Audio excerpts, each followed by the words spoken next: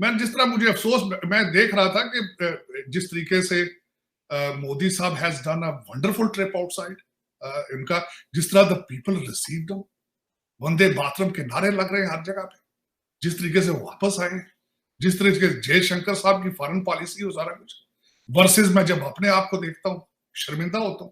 भारत का वजीर आजम क्या कर रहा है भारत के लिए, और आप क्या कर रहे हैं?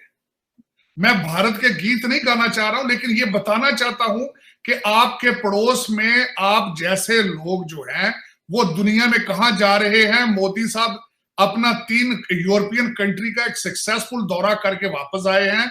अमेरिका तो कामयाब हो गया, चंद टकों की खातर हमने मुल्की सलामती और अमेरिका ना मंजूर सारा कुछ बेच दिया, आपका मतलब है? बदकिस्मती से चूंकि अमेरिका की पेनिट्रेशन पाकिस्तान के निजाम में बहुत ज्यादा है। देखिए, हिंदुस्तान में अमेरिका की इतनी पेनिट्रेशन नहीं है कि वो वहां पे हुकूमतों को इन्फ्लुएंस कर सकते हैं। जैसे हिंदुस्तान ने भी एक एक्सपेरिमेंट किया, हमारे ऊपर हाइपरसोनिक उन्होंने सुपरसोनिक मिसाइल गिराए देखने के लिए कि क्या हम उसको डिटेक्ट कर सकते थे, और उन्होंने देखा कि हम नहीं कर सकते थे, हमें बाद में पता चला। तो जब तक आप अपने सिस्टम्स को, डिलीवरी सिस्टम्स को और डिटेक्शन एबिलिटी को इंप्रूव नहीं करते, आपके पास बेशक बम हो, उससे क्या फर्क पड़ता है? कोई फर्क नहीं पड़ता उससे।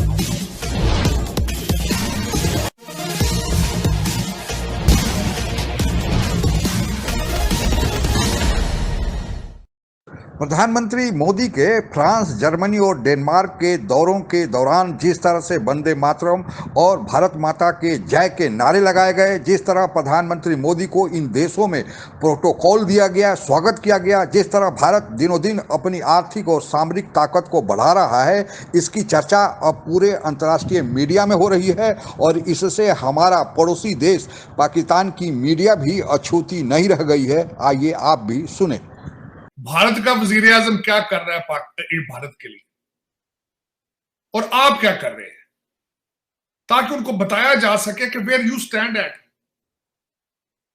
मैं यहां पे ये पाकिस्तान बैशिंग नहीं करना चाह रहा हूं, मैं भारत के गीत नहीं गाना चाह रहा हूं, लेकिन ये बताना चाहता हूं कि आपके पड़ोस में आप जैसे लोग जो हैं वो दुनिया में कहां जा रहे हैं। मोदी साहब अपना 3 यूरोपियन कंट्री का एक सक्सेसफुल दौरा करके वापस आए हैं। उससे पहले 2+2 वो यहां पे वॉशिंगटन डीसी में डायलॉग हुआ है, और आप कहां हैं? वो फ्रांस से राफेल तैयारे और ले रहे हैं और एक शिप कैरियर लेके आ रहे हैं, और आपका वजीर आजम जो है वो प्याला पकड़ के खैरात का पहले सऊदी अरेबिया के जाके कदमों में पड़ा है, उसके बाद वो मिडल ईस्ट गया है, उसके बाद चाइना माफिया मांगेगा जाके वो, जो आपने वो उनके चाइनीज लोगों को मार रहे हैं, और जो सी पैक के ऊपर आप उनका 26 करोड़ डॉलर खा गए हैं, हड़प कर गए हैं, जो लंदन और दुबई पहुंच चुका है। और आप ये आपको बताना चाहिए, मैं समझता हूं ये बिल्कुल नाइंसाफी होगी कि आपके मीडिया ने बिल्कुल 2+2 को भी नहीं कवर किया, और मोदी साहब का जो एक दौरा था उसको भी कवर नहीं किया, और ये भी नहीं बताया कि रूस, आप तो एक चिट्ठी लहराते फिर रहे हैं, वो भारत रूस से तेल ले रहा है मुसलसल, राफेल तैयारे वो डिस्कस हो रहे हैं, वो यूरोपियन कंट्रीज के साथ ट्रेड को डिस्कस कर रहे हैं, और आपके एक्स वजीर आजम फराग गोगी को प्रोटेक्ट कर रहे हैं। हाँ, ये दुख जरूर है कि आपका पड़ोस जो है वो बुलंदियों को टच कर रहा है और आप पस्तियों को टच कर रहे हैं। अमेरिका तो कामयाब हो गया, चंद टकों की खातर हमने मुल्की सलामती और अमेरिका ना मंजूर सारा कुछ बेच दिया, आपका मतलब है? जी भट्टी साहब, बदकिस्मती से चूंकि अमेरिका की पेनिट्रेशन पाकिस्तान के निजाम में बहुत ज्यादा है। देखिए, हिंदुस्तान में अमेरिका की इतनी पेनिट्रेशन नहीं है कि वो वहां पे हुकूमतों को इन्फ्लुएंस कर सकती। ने कहा था कि जी ये तो बिल्कुल मेरा ख्याल मालिक साहब कह रहे थे कि ये रेड एरिया, रेड गो नॉन गो एरिया है। देखिए, न्यूक्लियर प्रोग्राम को कंटिन्यूसली इवॉल्व होना होता है। न्यूक्लियर कैपेबिलिटी, मिसाइल और बॉम्ब रखना कुछ भी मैटर नहीं करता अगर आपके पास उसको डिलीवरी सिस्टम ना हो। फिर अगर आपके पास डिलीवरी सिस्टम रिडंडेंट हो जाए, फिर आपको बेहतर डिलीवरी सिस्टम चाहिए होते हैं। जैसे हिंदुस्तान ने भी एक एक्सपेरिमेंट किया, हमारे ऊपर हाइपरसोनिक उन्होंने सुपरसोनिक मिसाइल गिराए देखने के लिए कि क्या हम उसको डिटेक्ट कर सकते थे, और उन्होंने देखा कि हम नहीं कर सकते थे, हमें बाद में पता चला। तो जब तक आप अपने सिस्टम्स को, डिलीवरी सिस्टम्स को और डिटेक्शन एबिलिटी को इंप्रूव नहीं करते, आपके पास बेशक बम हो, उससे क्या फर्क पड़ता है? कोई फर्क नहीं पड़ता उससे। मालिक साहब, आप कुछ कहना चाह रहे हैं? जी, मेरा ख्याल है कि बहुत ज्यादा इसको हमने बहुत हाई प्रोफाइल एक साजिश भी बना दिया है।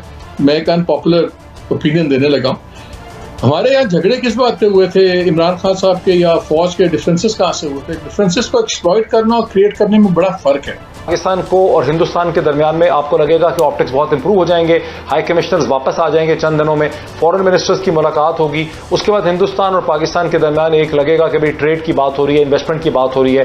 कश्मीर पे हिंदुस्तान की पोजीशन को एक्सेप्ट करने का जो लॉलीपॉप है वो ये होगा, जो इंडिया ने पहले ही प्लान करके रखा है, उनका स्क्रिप्ट ये है कि वो कश्मीर को आर्टिकल 370 की बजाय 371 दे देंगे। तो जम्मू और कश्मीर को दोबारा स्टेटहुड देंगे, जो भी यूनियन टेरिटरीज हैं वो पहले दे देते, वो सिर्फ वेट कर रहे थे कि पाकिस्तान में कोई ऐसा रजीम आ जाए जिससे उसकी एक्सेप्टेबिलिटी हो। तो जब वो चीज होगी तो पाकिस्तान में एक आम आदमी को यह पैगाम जाएगा कि मौजूदा हुकूमत ने हिंदुस्तान से भी बहुत बेहतर नेगोशिएशन कर ली है, इकोनॉमिक हालात बेहतर कर दिए हैं। और पाकिस्तान में आप जैसे आपने देखा कि बलोच ये जो खातून से हमला करवाया गया, दहशतगर्द खुदकुश हमला करवाया गया, अगर ये मैसेज दिया जा रहा है चीन को कि भी पाकिस्तान के अंदर कैपेसिटी नहीं है, डिटर्मिनेशन नहीं है, हिम्मत यानी बेसिकली स्किल ही नहीं है आपके इंटरेस्ट को प्रोटेक्ट करने की। इस पे मैं एहतजाज करना मेरा एक फंडामेंटल, मेरे डीएनए का हक है कि मैं जरूर ये चीखूं इसके ऊपर कि हम कहां जा रहे हैं और पड़ोस कहां जा रहे हैं। ये जरूर मेरा हक बनता है। और उसके बाद देखें कि मेरा मकसद किस तरीके से मीटिंग्स, जिस तरीके से रिसीव किया गया, मैक्रोन ने रिसीव किया है, अगले 5 साल का वो लीडर है, यूरोप को फ्रांस लीड करना चाहता है, मोदी साहब के पास अभी 2 साल बचे हैं, लेकिन वो क्या बातें कर रहे हैं और हम कहां जा रहे हैं। मैं जिस तरह मुझे अफसोस, मैं देख रहा था कि जिस तरीके से मोदी साहब has done a wonderful trip outside, इनका जिस तरह the people received him, Vande Mataram के नारे लग रहे हैं हर जगह पे, जिस तरीके से वापस आए, जिस तरीके से जयशंकर साहब की फॉरेन पॉलिसी हो, सारा कुछ वर्सेस मैं जब अपने आप को देखता हूं शर्मिंदा होता हूं एज ए पाकिस्तानी। तो मैं अब इसमें आपने जो बातें की है मैं वो बिल्कुल मैं उनसे सेकंड करूंगा चीमा साहब, लेकिन इस एम्बैरेसिंग। मेरा मकसद है कि एक क्राइसिस नहीं है, एक क्राइसिस के ऊपर क्राइसिस। लफ्ज इस्तेमाल हो रहा है चीमा साहब, जो दुख के साथ कहूंगा, लफ्ज इस्तेमाल हो रहा है खाना चाहिए। आप लाशें देखना चाहते हैं, आप गरीब लोग देखें ना, जलसों में कोई ज्यादा पढ़े लिखे, कोई इंटेलेक्चुअल लोग नहीं आते। जो पढ़े लिखे माँ बाप होते हैं तो अपने बच्चों को पढ़ाई पे तवज्जो देते हैं, ए लेवल पे, ओ लेवल पे, इन चीजों पे। उनके लौंडे लपाड़े जाके, कोई मेरा मकसद दमादम बस्त कलंदर वो डीजे बट को तो नहीं देखते ना वो जाके। तो आप डीजे बट के सपोर्टरों की लाशें देखना चाहते हैं और उन पे सियासत करना चाहते हैं। This is what the destination of Pakistan right now. लेकिन और बताने का मकसद ये है, खान साहब के 3 बच्चे हैं, तीनों लंदन में बैठे हैं, और जो जिनका आप कह रहे हैं शहबाज गिल साहब, वो भी ग्रीन कार्ड होल्डर हैं। उनको इतनी नफरत है अगर अमेरिका के साथ, तो ऐलान क्यों नहीं करते कि मेरे बच्चे वापस आ जाए और मैं ग्रीन कार्ड अपना वापस दे देता हूं। एक मिनट लगता है कि फौरन वापस भेज दें अमेरिकन एम्बेसी में अपना ग्रीन कार्ड, लेकिन नहीं, क्यों करेंगे वो? सबका मुस्तकबिल बाहर में। जो बंदे डिपोर्ट होकर सऊदी अरेबिया से आएंगे, 5-5 साल जेल काट के, उनको पता होगा पीटीआई ने हमारे लिए क्या किया या नून लीग क्या कर रही उनके लिए। लेकिन मैं एक देखे ना, और आप लेटर्स की बात, शीरी मजारी साहबा को देखे, यूनाइटेड नेशन को लेटर लिख दिया उन्होंने कि खान साहब के खिलाफ कॉन्स्पिरेसी। और यार अपना कद काट तो पढ़ो, देख लो यार तुसी। यूनाइटेड नेशन कहते नहीं खान साहब के खिलाफ कॉन्स्पिरेसी हो रही है यूनाइटेड नेशन के लेवल पे। आपकी कश्मीर के बारे में तो बात सुनी नहीं आज तक यूनाइटेड नेशंस ने। आप खान साहब की मेरे में चिट्ठी लिख के अपना मजाक उड़ा रहे हैं। कोई व्यक्ति हो या कोई देश हो, आज की दुनिया में उसके आर्थिक हैसियत या उसके मसल पावर या सैनिक शक्ति के आधार पर ही उसकी समाज में या दुनिया में पूछ होती है। केवल अगर आप कर्ज मांगने जाते हैं या किसी से उधार मांगने के लिए उतावले रहते हैं या आपकी आर्थिक हैसियत बिल्कुल खराब हो, तो चाहे व्यक्तिगत रूप से कोई समाज हो या फिर कोई देश हो, उसकी पूछ नहीं होती है, क्योंकि मांगने वाले को हमेशा देने वाला नीचे की नज़र से देखता है। आज भारत ने अपने को आर्थिक और सामरिक दृष्टि से इतना मजबूत कर लिया है कि आज पूरी दुनिया में भारत की पूछ हो रही है। वंदे मातरम के नारे लगाए जा रहे हैं, भारत माता के जय बोले जा रहे हैं, क्योंकि भारत से उन देशों को फायदा होने वाला है। और सोने पर सुहागा वर्ल्ड बैंक और IMF के रिपोर्ट ने कर दिया है, जिसमें कहा है कि इस महामारी से उबरने के बाद दुनिया में सबसे तेज गति से ऊपर की जाने वाली भारत की ही अर्थव्यवस्था होगी। और फिर इससे भी अच्छी बात यह बताई गई है कि 2023 में जहां पूरी दुनिया सुस्ती या मंदी के चपेट में रहेगी, उसके बावजूद भी भारत की अर्थव्यवस्था दुनिया के जितने भी बड़े विकसित देश हैं उनसे भी ऊपर रहेगी। यानी अमेरिका और चीन जो आज की दुनिया में क्रमशः पहले और दूसरे नंबर के आर्थिक व्यवस्था वाले देश हैं, इनसे भी ऊपर रहेगी। तो यह भारत के लिए बड़ी एक सुखद संयोग की बात है। इसलिए भारत के प्रधानमंत्री जहां जाते हैं, भारत के विदेश मंत्री जहां जाते हैं, उनका बहुत ज़्यादा प्रोटोकॉल दिया जाता है, उनका आदर किया जाता है। दरअसल यह उस प्रधानमंत्री या विदेश मंत्री का आदर नहीं, बल्कि भारत का आदर है, भारत के नागरिकों के संयुक्त बल का आदर है। और भारत चूंकि आज पूरी दुनिया में एक मुकाम हासिल कर लिया है, इसलिए भारत को आदर देना उनकी मजबूरी बन गया है। भारत अब अपने विश्व गुरु के जिस शिखर पर एक समय था, उस पर पहुंचने के डगर पर चल निकला है। भारत में जो आर्थिक तरक्की चल रही है और जो अभी रिपोर्ट कुछ दिनों पहले आई है कि भारत में दुनिया से सबसे ज़्यादा यूनिकॉर्न को अट्रैक्ट किया है, यानी 100 यूनिकॉर्न भारत ने खोल के रिकॉर्ड बनाया है। आप लोगों को पता ही होगा कि यूनिकॉर्न उन नई कंपनियों को कहते हैं जिसका कुल मालियत कम से कम 1 बिलियन यानी 100 करोड़ से ऊपर होता है। और भारत में पिछले साल में 100 यूनिकॉर्न रजिस्टर्ड हुए हैं, यानी उनकी मालियत जो है वह 1 बिलियन 100 करोड़ से ऊपर आकी गई है।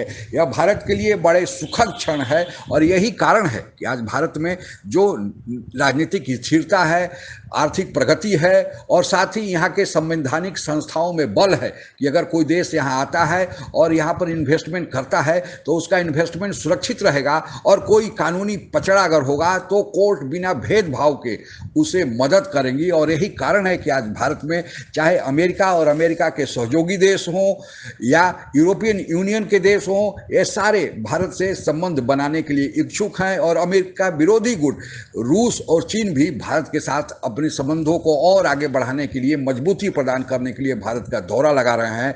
भारत के साथ बड़े बड़े फ्री ट्रेड एग्रीमेंट्स हो रहे हैं। यहाँ तक कि मुस्लिम देश पाकिस्तान न जाकर, आपस में इन्वेस्टमेंट न करके, सऊदी अरबिया, यूएई जो मुस्लिम देशों के बड़े नेता माने जाते हैं, वे भी भारत में इन्वेस्टमेंट कर रहे हैं और वह भी भारत के जम्मू कश्मीर में भी कर रहे हैं, जो कि एक विवादित क्षेत्र पाकिस्तान की नज़र में माना जाता है। और पाकिस्तान कि जो भी कहा जा रहा है कि जो भी प्रधानमंत्री आता है उसका पहला काम यही होता है कि वह कर्ज के लिए चक्कर लगाए। भारत से पाकिस्तान की तुलना नहीं की जा सकती, लेकिन चूंकि पड़ोसी देश है और बात बात में वह भारत की चर्चा कर देता है, इसलिए रिफरेंस के तौर पर, संदर्भ के तौर पर उसका नाम लिया गया। लेकिन आज भारत की जो स्थिति है, अगर यही रही तो वर्ल्ड बैंक और IMF ही कहता है कि 2030 तक भारत विश्व की तीसरी बड़ी अर्थव्यवस्था अमेरिका और चीन के साथ बन जाएगा। सामरिक शक्ति के हिसाब से भी भारत आज दुनिया में चौथे नंबर पर है। तो हमारे लिए, हम सभी भारतवासियों के लिए यह गौरव का क्षण है। और इस गौरव के क्षण को, इस भारत के बढ़ती आर्थिक और सामरिक ताकत को अगर हमारे पड़ोसी देश जो हमें दुश्मन नंबर 1 समझता है, उसकी मीडिया कहती है तो और अच्छा लगता है। आज के लिए बस इतना ही। जय हिंद। आप अगर हमसे जुड़ा रहना चाहते हैं तो कृपया मेरे चैनल को सब्सक्राइब करें तथा बेल आइकन भी दबा दें ताकि नई वीडियो की जानकारी तुरंत आप तक पहुंच जाए। धन्यवाद। जय हिंद।